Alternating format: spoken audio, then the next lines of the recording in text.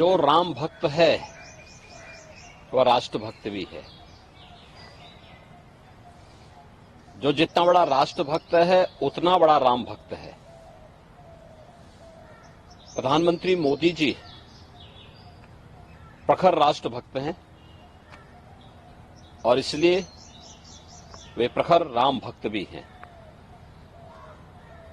500 वर्षों का इंतजार समाप्त करके अयोध्या धाम में रामलला फिर से विराजमान हो गए।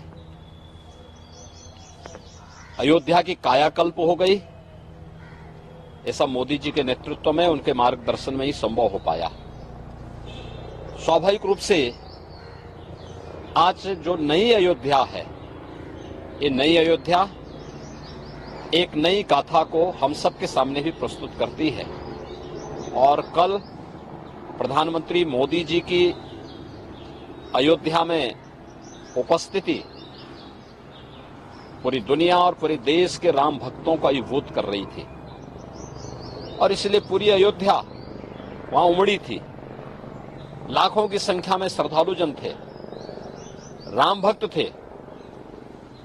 वे सभी मोदी जी के अभिनंदन के लिए, स्वागत के लिए उत्सुक थे और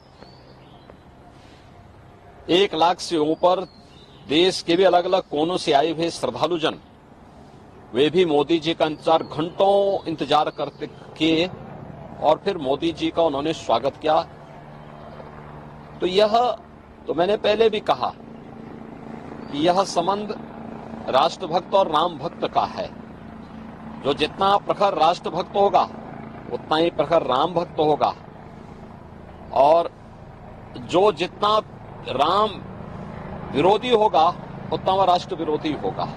कांग्रेस का यह आचरण जो उसके द्वारा लगातार राम भक्तों का अपमान करके मर्यादा पुरुषोत्तम प्रभु श्री राम के बारे में इससे पहले भी कांग्रेस ने जिस प्रकार की टिप्पणियां की थी, उन सभी टिप्पणियों को ध्यान में रख करके अगर हम देखें तो उसका यह आचरण दिखाता है कि यह वास्तव में न केवल राम भक्तों का अपमान कर रहे हैं बल्कि हमारे सनातन राष्ट्र का भी अपमान कर रहे हैं। और कांग्रेस ने कभी कोई ऐसा अवसर नहीं छोड़ा, कांग्रेस हो या समाजवादी पार्टी, जब उन्होंने देश के अंदर या दुनिया के अंदर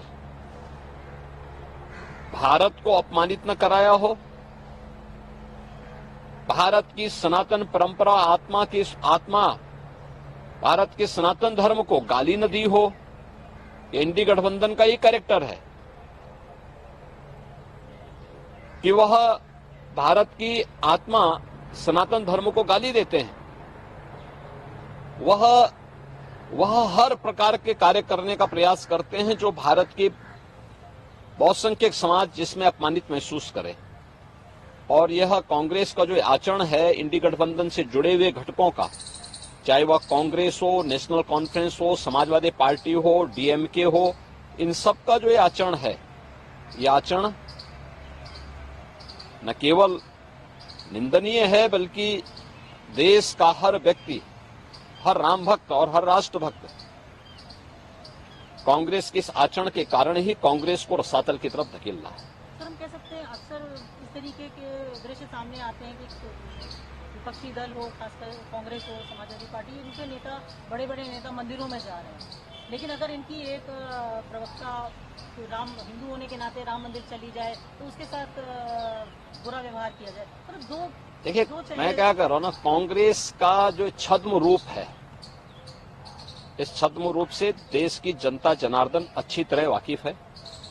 उसे मालूम है कि ये जो भी दिखावा कर रहे हैं ये वास्तविकता पर आधारित नहीं है। ये केवल देश की जनता की आंखों में धूल झोंकना चाहती हैं, लेकिन इनकी नौटंकी को देश की जनता जान चुकी है और इसीलिए कांग्रेस को रसातल की तरफ धकेल रही है।